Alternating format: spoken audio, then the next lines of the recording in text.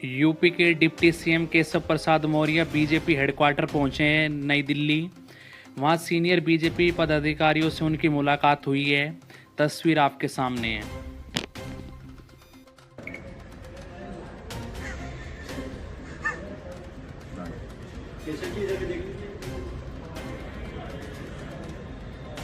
Keshav ji, Keshav ji, sir, Keshav ji. Bihar के मुकेश यानी के पिता की हत्या करने के बाद सांसद सनातन पांडे का आइए सुनते हैं क्या कुछ कह रहे हैं, और साथ में बिहार के उप मुख्यमंत्री तेजस्वी यादव को भी सुनते हैं क्या कुछ कह रहे हैं। बिहार के मुकेश साहनी जो है, जो वीआईपी पार्टी के अध्यक्ष, उनके पिता की हत्या कर दी गई है, हत्या हुआ है।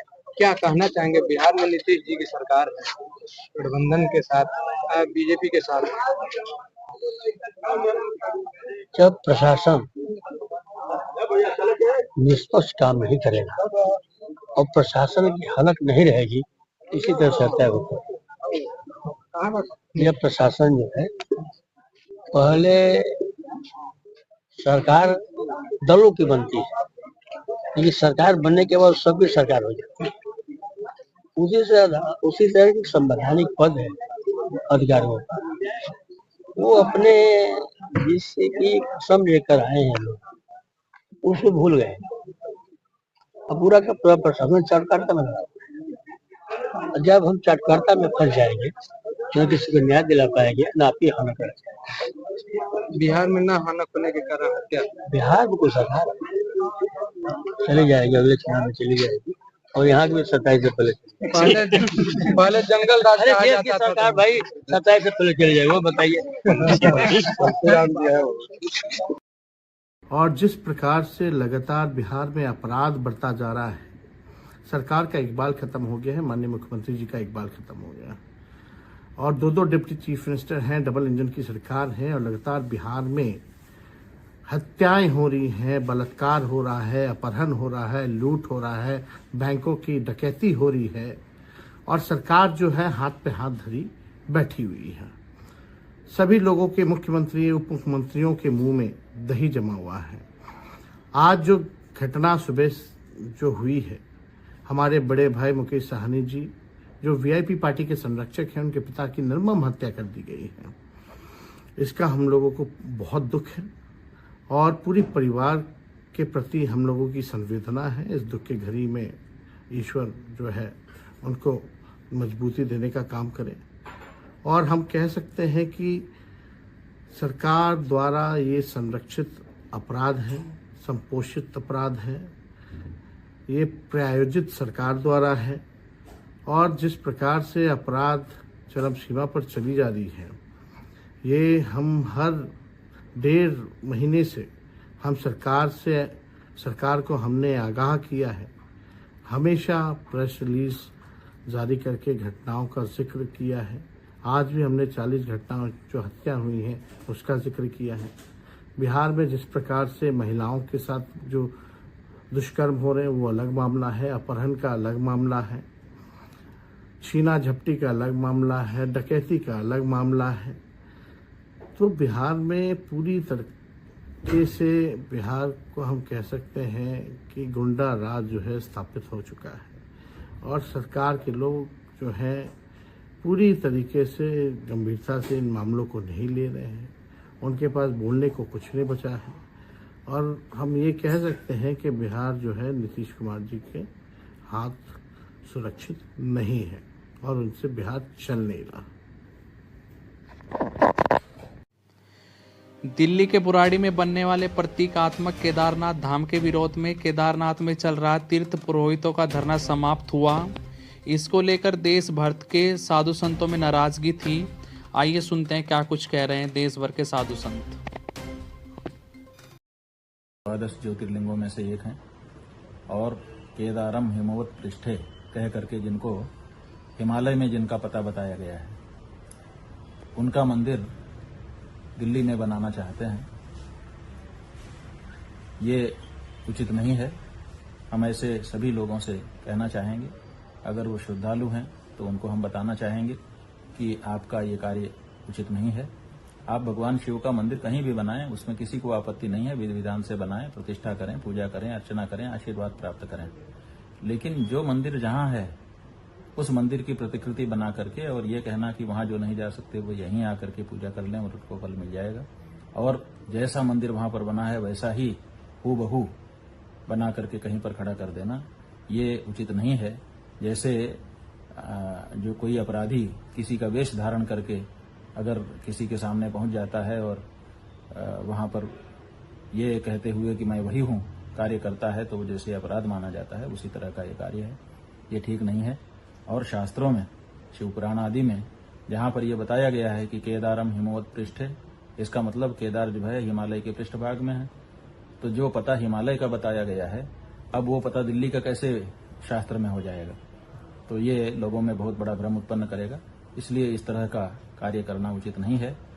केदार घाटी के हमारे जो श्रद्धालु इस बात का विरोध कर रहे हैं वो बिल्कुल सही कर रहे हैं, और आगे जब जब किसी भी शास्त्र की दृष्टि रखने वाले व्यक्ति को इस बात का पता चलेगा तो वो भी निश्चित रूप से कहेगा कि ऐसा न किया जाना चाहिए।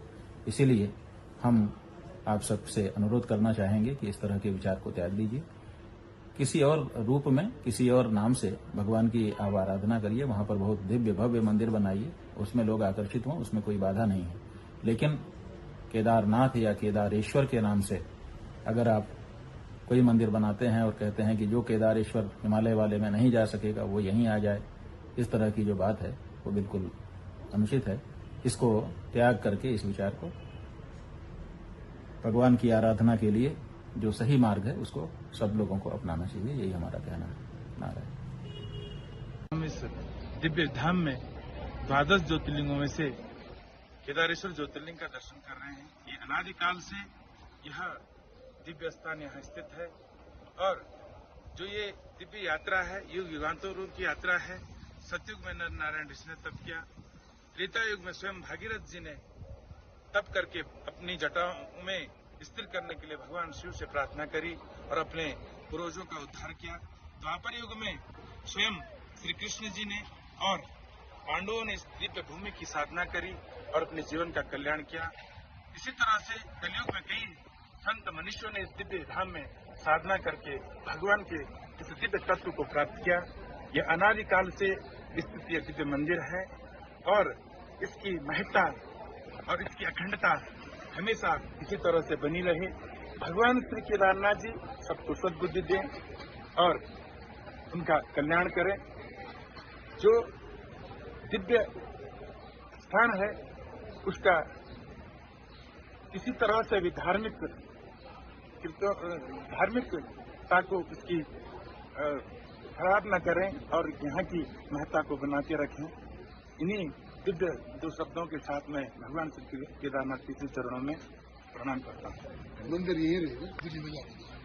जो हमारे इस आंदोलन के संचालक महोदय थे और आपकी आज्ञा हुई, सर्वप्रथम मैं भगवान श्री केदारनाथ जी को प्रणाम करते हुए, भैरवनाथ जी को प्रणाम करते हुए और सभी आंदोलनकारी तीर्थ पुरोहित, साधु सन्यासी, जितने भी लोगों ने हमारे इस आंदोलन में भाग लिया है, सभी लोग धन्यवाद के पात्र हैं। माननीय अध्यक्ष श्री राजकुमार तिवारी जी जो है मुख्यमंत्री से मिले हैं और मुख्यमंत्री जी ने हमें पूरा आश्वासन दिया है। श्री केदारनाथ धाम जो बुराड़ी में बनने जा रहा है, ये नाम उन्होंने तत्काल हटा दिया है। यदि रौतेला जी ने जबरदस्ती कर दिया है तो हम लोग कोर्ट भी जा सकते हैं और हम तब तक आंदोलन तोड़ेंगे नहीं जब तक जो है इन्होंने ये जो केदार का स्वरूप है और जो केदारनाथ के नाम से जो मंदिर बुराड़ी में बन रहा है, तत्काल उनको ये स्वरूप बंद करना होगा। जो यहाँ का QR कोड नंबर उन्होंने रखा है वो भी उनको बंद करना पड़ेगा। और फिलहाल जो है हम माननीय मुख्यमंत्री जी ने जो हमें आश्वासन दिया है, उनके आश्वासन से हम लोग जो है संतुष्ट हो गए हैं और हम फिलहाल इस आंदोलन को जो है स्थगित कर रहे हैं। और मैं सभी लोगों का आभार व्यक्त करता हूं। और माननीय मुख्यमंत्री जी ने जो है जब हमारा जो है देवस्थानम बोर्ड का आंदोलन चल रहा था, मैं उनको धन्यवाद देता हूं। उन्होंने उस समय हमारी ये बात मानी और इस समय भी वो इस बात को मानेंगे और इस बात के लिए हम उनको धन्यवाद तभी देंगे जब ये जो केदार का स्वरूप जो केदारनाथ के नाम से जो मंदिर बुराड़ी में बन रहा है, तत्काल वो मंदिर जो है नहीं बनना चाहिए। आप मंदिर बनाओ, भगवान का शिवालय बनाओ, उसमें हमारे कोई नाराजगी नहीं, लेकिन भगवान केदारनाथ का स्वरूप, केदारनाथ का जो नाम वहां पर रखेंगे तो फिर हम आंदोलन करेंगे।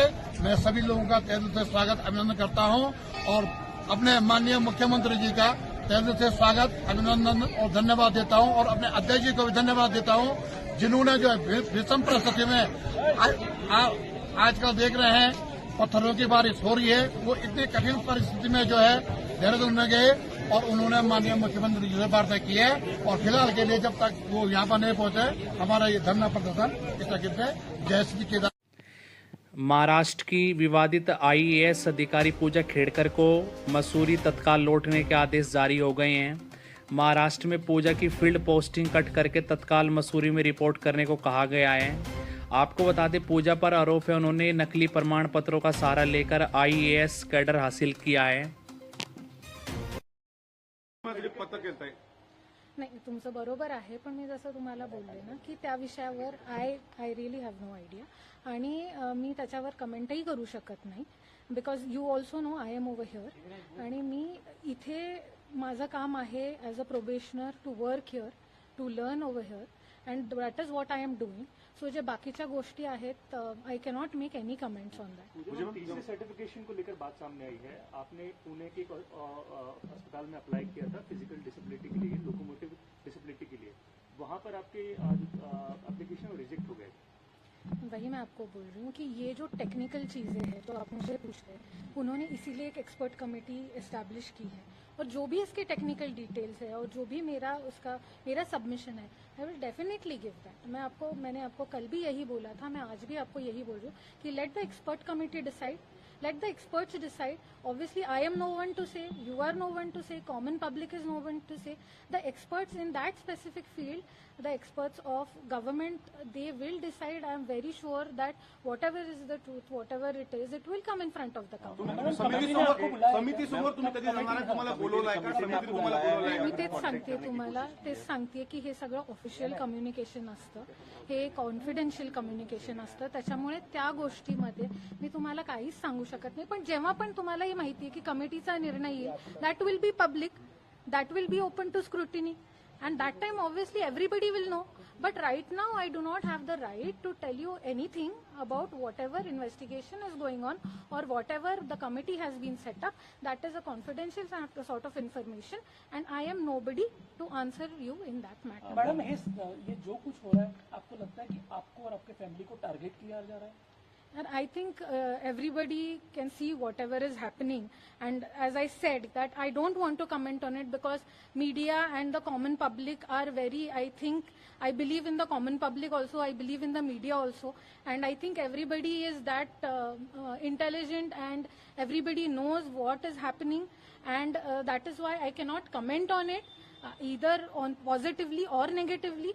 And whatever submission I have, as I said, it will become public later. Speaking of public is asking a very serious question that you have been forging certain documents. It is alleged documentation forgery. However, it is resulting that millions of individuals are affected by such activities. See, our Indian constitution is based on the fact that innocent until proven guilty. So, by media trial proving me guilty is actually wrong on everybody's part. So, this is a basic right of everybody. Every person, you also know, any person who is considered guilty in our system is innocent until he is proven guilty. And you can say it has been alleged, but this proving me guilty like this, I do not think that is correct. So whatever my submission is, I will give it in front of the committee and the truth will come. No, please. जिनकी आप तस्वीर देख रहे हो, इनका नाम है Wasim Ahmad, Rohit Sayani, Rohit Chandela, Anamika Rathore, Lakshmi Singh caeca, Kushwaha साबा. अब इनका कारनामा सुनिए. उत्तर प्रदेश के नोएडा में इनका काम है नौकरी का झांसा देना, रजिस्ट्रेशन फीस और सिक्योरिटी मनी के नाम पर 3,000 रुपये ऐंठ लेना और फर्जी ज्वाइनिंग लेटर दे देना. नोएडा पुलिस का दावा है अधिकतर ये लोग उन लोगों को निशाना बनाते थे जो दूर दराज के लोग हैं, इन तक पहुंच ना सके. जो भी पीड़ित लोग अपनी आवाज़ उठाते हैं, इनमें से 4 लोगों का ट्विटर एक्स पर ट्विटर हैंडल है. ये पत्रकारिता के नाम से वे 4 ट्विटर हैंडल चलाते हैं. जो भी लोग अपनी आवाज़ उठाते हैं, ये उनको डरा धमका कर चुप कर देते हैं. आइए सुनते हैं नोएडा पुलिस का क्या कुछ और कहना है. ये है कि कुछ लोगों ने जिनको नौकरी दिलाने के नाम पे धोखा दिया गया था, उन्होंने शिकायत की थी, तो इस पर हम लोगों ने कार्रवाई की और इसके लिए एसीपी शब्या को लगाया गया था।